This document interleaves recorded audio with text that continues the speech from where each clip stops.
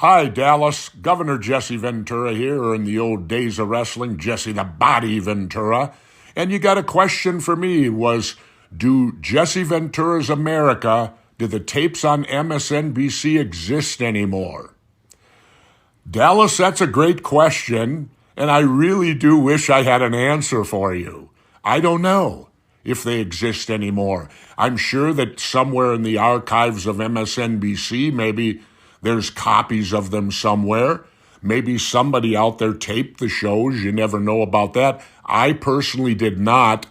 It was such a short-lived show and such a disappointment of what went on, because I guess the best thing I can do is tell you why the show got canceled. Maybe we'll do that right now. It got canceled because I opposed the invasion of Iraq.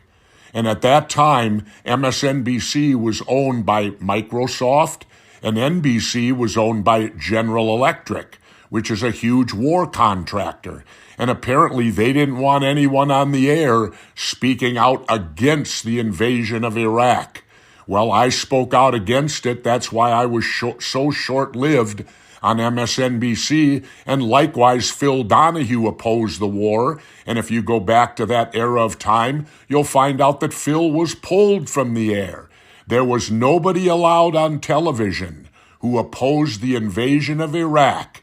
And I'll finish with a thought for you. Think about this for a moment. What exactly was the difference between our invasion of Iraq and the current Russian invasion of Ukraine? They're both the same, really. They're both dealing with regime changes. The only difference, ours was successful and Russia's appears not to be. But I oppose war in any way, shape, and form today. All wars are wrong, and all they do is lead to death and destruction. I'm old enough and smart enough now. I've become my father.